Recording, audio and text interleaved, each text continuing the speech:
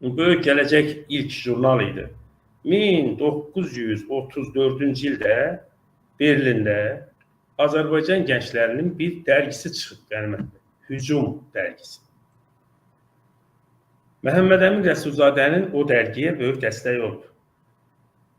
Sonra Məhəmməd Əmin Rəsulzadə Almaniyaya getdi.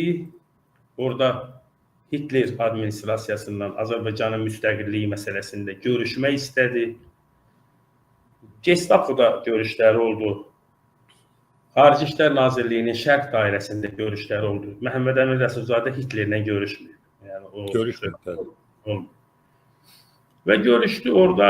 O da anlaşılmadı. Məhəmməd Əmin Rəsulzadə tələb edirdi ki, Azərbaycana SSR məğlub olarsa, Alman orduları Azərbaycana girərsə, başlı Azərbaycan legionları girsin. Yəni Azərbaycan torpağına, Azərbaycan bayrağı əlində olan Azərbaycan ordusu girsin. Onu da təbii ki, Hitler qəbul eləmədi. Düzdür, Hitler sonra o yanlış olduğunu qəbul elədi. 1944-cü ilin martında bizi tanıdı. Nasist Almaniyası Azərbaycanın müstəqilliyini tanıdı. Amma artıq çox gec. Və orada Məhəmməd Əmin Rəsulzadəyə üz göstərmədilər. Bir axşamda dedilər ki, dərhal Berlini tərk elə. Məhəmməd Əmin ölkəni tərk elədi. O gənclərin hücum dərgisi onunla da bağlandı. Vəssalam. 1934-cü ildən sonra ilk dəfə 1994-cü ildə biz Böyük Gələcək jurnalını çıxardıq. Xaricdə, yəni xaricdə. İlk dəfə xaricdə. Xarici ölkələrə göndərilən Azərbaycanlıların arasında. Bəli. Mən bu faktı ortaya çıxartdım, sevindi. Dedim, ölkə bilsən bizi nə eləyəcək? Ölkə bizi belə deyəcək, sən siz nə eləyirsiniz? 70 ildən sonra, 80 ildən sonra filan. Təbii ki, biz o Böyük Gələcək jurnalını ilk günündə çıxartdıq, pul tapmadıq, kampaniyalara başladım. Kasıbiyana jurnalı idi, amma gözəl təşəbbüs. Azərbaycanın bütün siyasi partiya sədrlərindən müsahibələr aldıq, baş redaktorlardan müsahibələr aldıq, geniş müsahibələr aldıq. Türkiyə Böyük Millət Məclisində Qənimət bəy ilk Azərbaycan jurnalı olub ki, ümumilikdə.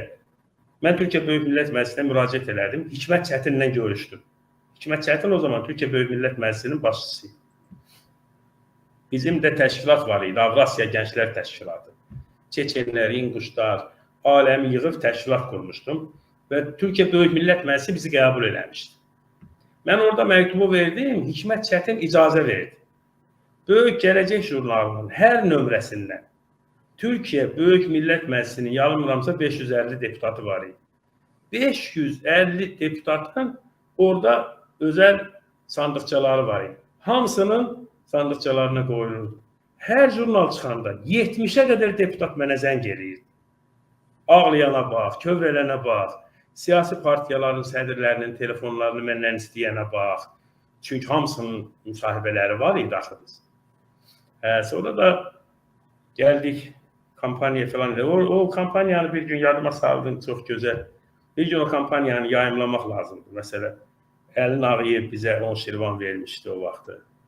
Etibar Məmmədov $50 vermişdi. Əlin Ağayev hansı? Sosial Müdafiə Naziri. Onunla rəhmətlik Babək Hüseynoğlu, İsa Qəmbər, Əli Kərimli, bir Qurban Məmmədov. 3 nömrənin pulunu Qurban Məmmədov ayrıca $400 ya $500. Yəni belə bir o zaman bir kampaniya başladım. O zaman çox maraqlı, onların hamısı var. O tür jurnalda yaxşı hesab eləmişəm onu. Ondan sonra dedim, dünya erməni lobbisi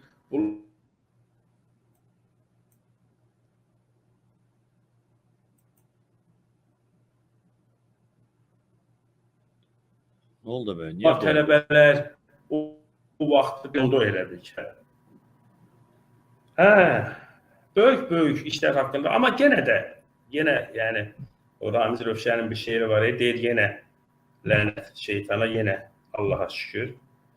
Yenə Allaha şükür. Yadıma saldım, çox sağ ol. Yəni çox xoş xatirələr oldu. Çox çalışdıq. Çox gənclər kimi